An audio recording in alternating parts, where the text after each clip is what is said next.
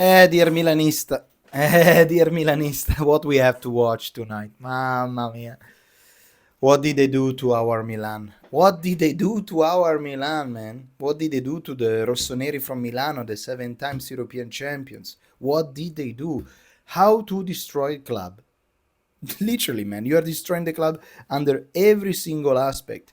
From the brand perspective, their beloved brand perspective, and also the sport, which is the sport side of the business, which is their core business. Because when you buy a football club, okay, if you buy a football club, the core business is the football. Ta-da! That's what it's supposed to be, I guess, right? I mean, it's like you buy in a restaurant, okay, and the core business is the food. Is that hard, okay? But maybe we from this side of the ocean, maybe we watch things differently. Maybe they these big brains, big huge brains, right there. They think that us as fan, we win trophy, and what make us proud is to show to everyone that we have a sustainable business. We are proud of saying this is our fourth kit is the most sold in the shortest time ever, whatever. Maybe they think that not losing to Inter for a whole season is the new achievement, new things. Maybe me and you, we don't understand anything about this new version of football. Maybe we're wrong. And I'll be honest, guys, on the last 10 minutes when Roma scored the 3-1, because by the way, this is a post-match analysis, blah, blah, blah, of the post-match of Roma-Milan. Milan, they lost 3-1. But I was saying that after the 3-1 of Roma, I'll be honest with you, I didn't even watch more Milan. I turn and I switch channel and I watched the Inter match and the Napoli match, because those are things that still, even in football, it gives me a little bit of excitement. Maybe I'm old school because I just look at the football side of the business. Maybe I'm just a peasant, but I still enjoy football. That's what is the core business supposed to be, and I enjoy it. And it is fun to see their competition, because Napoli and Inter right now, and they are in a situation to say, do you want to win? No, okay, no, you win. No, please, you go ahead and win. No, okay, you go first. Literally, it's crazy. They're sending us on the last match day that they're gonna be playing all the match of Serie A at 3 p.m. and they're gonna be it's gonna be decisive for Napoli and for Inter to see who's gonna be the champions of Italy. Conte, that is doing an incredible job with a team that doesn't have the Kvaratskhelia, doesn't have the Osimhen, have a huge Zambon-Gissa in the middle, have a huge Scott McTominay ahead, a Lukaku that, yes, did probably good, the first part of the season, now and against us, as always, but then doesn't score anymore. So it's really doing an incredible job, Conte, to keep us entertained until the last part of the campionato. Milan, in my opinion, let's go back to our topic. Milan, in my opinion, never wanted to win this match. We can see from the lineup, from the player chosen by Sergio Conceição, his second last match as a coach, as a Milan coach. We can still see players like Musa as a starter. We can still see Loftus-Cheek and Renders in a lower midfield. We can still see Joao Felix playing for us. Now I understand that the excuse is gonna be like, no, they were tired from the Coppa Italia, because that's what it's gonna be. And Hernandez had some previous injury. I understand it, but also, if you had a little bit of pride, if you have a little bit of belief, you will try anyway to play your game, and you will try to understand, to read the situation that you're playing in Roma, against Roma, the last match of Claudio Ranieri, and they're gonna try to beat you because they have a chance to go in Champions League. So it's gonna be crucial for them. things that is not for us.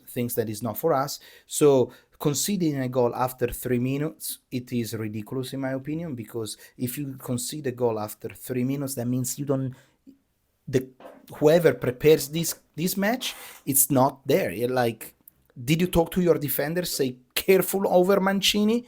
Mancini, again, him all the time he score against us, so I don't even know. But anyway, about Mancini, then, Milan actually, in my opinion, played better in 10 men. After the red card over Gimenez, later we're going to talk about the ref. After the red card over Gimenez at minutes 21, 20, Milan finally were compacted. It was quick to counterattack, and he's always given me, and I think deserved to score the 1-1. I will say this, deserved to score the 1-1. I also enjoyed a little bit the gameplay of Felix. I have to say this, I have to be fair. You know how much I don't like the guy, but he in the first time, in that half an hour, 25 minutes left of the first half, he played okay. Together with Gimenez and Pulisic and Renders, of course. Second half, again, Claudio Ranieri was wanted to win the match, so of course he played strategically. He knew what to do, and eventually had to score a lucky goal, by the way, from what's his name, from Paredes. Mike Magnan was a little bit late, in my opinion, but Mike made a huge save, a double save over the third goal of Roma. Cristante was there on the third kick, and eventually Roma scored the 3-1, and that's when I decided to say, okay, this match is done like that. Let me say a little bit, little notes about the ref. In my opinion, the ref, okay, Milan deserved fully to lose the match against Roma, and also fully deserved to lose against Bologna during the week on the finale of Coppa Italia. But the high elbow of Gimenez, of Gimenez, it was exactly the same high elbow that we saw in Coppa Italia against Gabbia. It was identical. Actually, this one was even lighter, in my opinion. But I don't understand why you don't watch it over there in the finale of Coppa Italia, why you don't even call the VAR, and why, in this case, you apply the rules, which is, if there is anything, especially condotta violenta, which means violent conduct, why he didn't check. And it's a final, and final of two teams at the same level are decided by details, and that could be details that, of course, change completely the match of the finale of Coppa Italia. And tonight changed the match for Milan. And in my opinion, there was also another yellow card over Cristante, a very high kick over Gabbia. Again, not even review, not even a yellow card. Cristante that later got eventually another yellow card, and it could have been a red card. And the game changed, okay? I'm talking about details here, and again, I'm saying that Milan deserved the defeat, but there are little things that maybe the ref should have checked a little bit better in every occasion. That's all. Right now, everything is going against us. If there is one thunder in a thunderstorm, it's gonna hit exactly Milan Football Club. It's not gonna hit anybody else. I don't know. It's a horrendous, unlucky moment. The teams look completely deactivated. They are already on holiday. They already think what is going to be their next destination.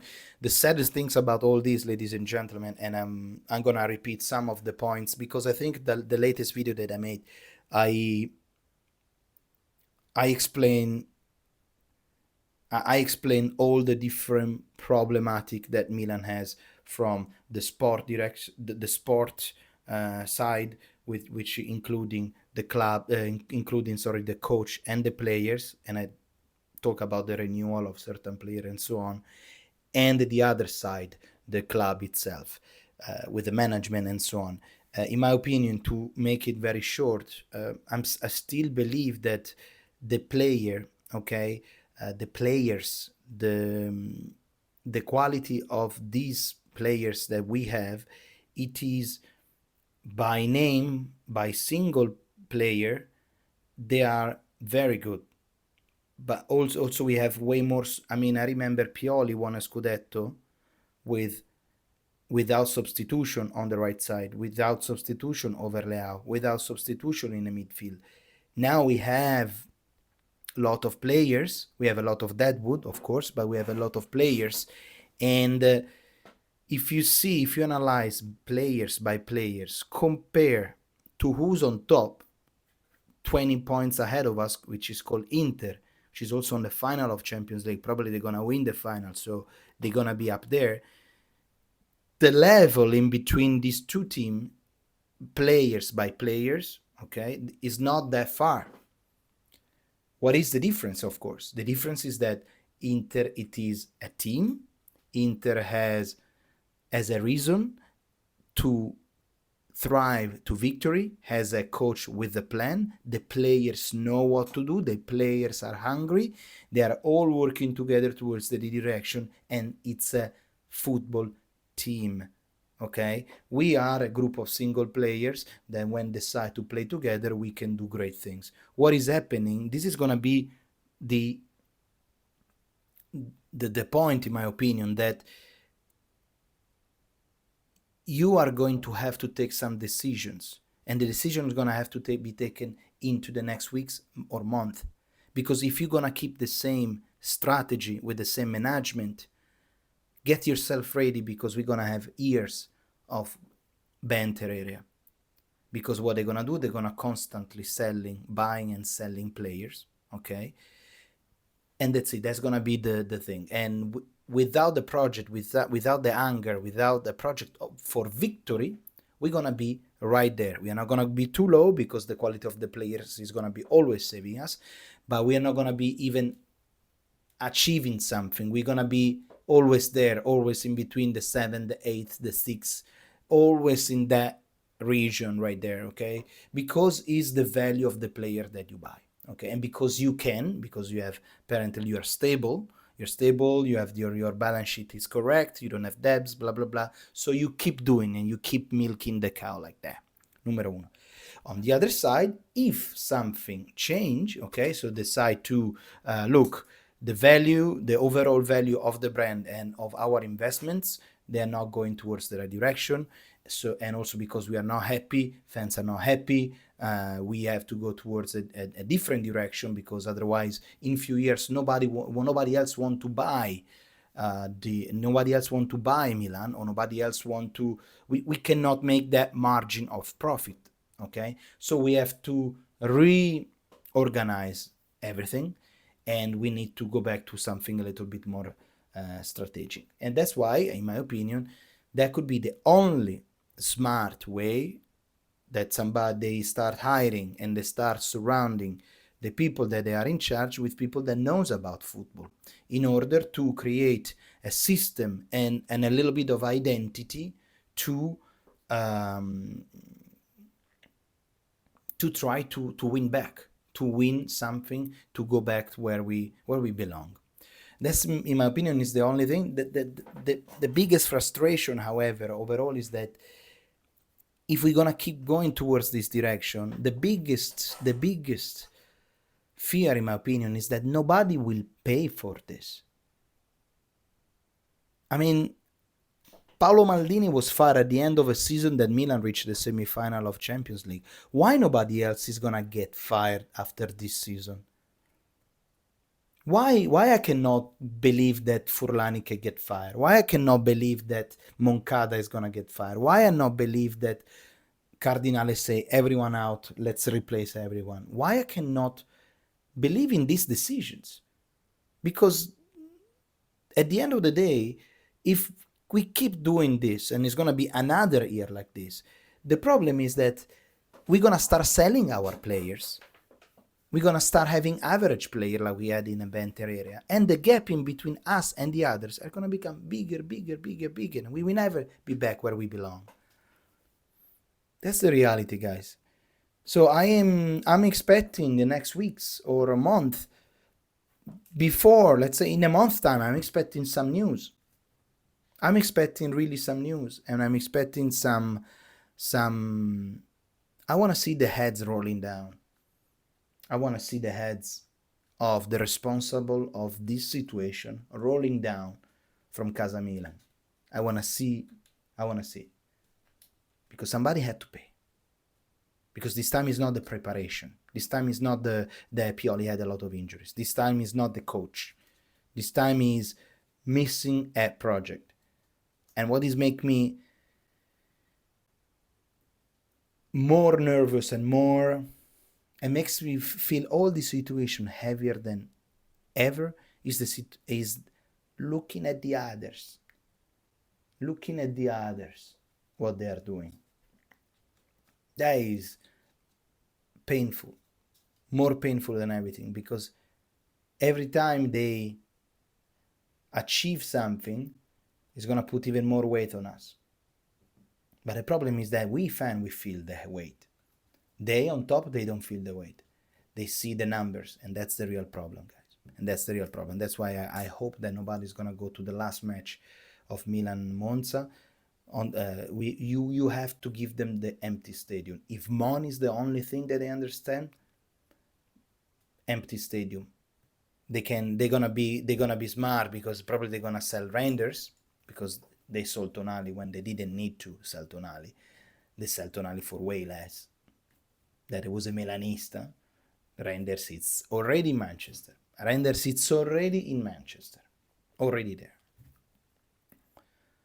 So if the only thing that they understand is money, no, don't buy any more branded things. Don't give them any more money. Don't go to the stadium. Don't completely boycott it. That's what we have to do. That's all. Let me know, guys, what do you think? I'm telling you, I read all the comments and I enjoy read the comments. So please leave a comment. Ciao.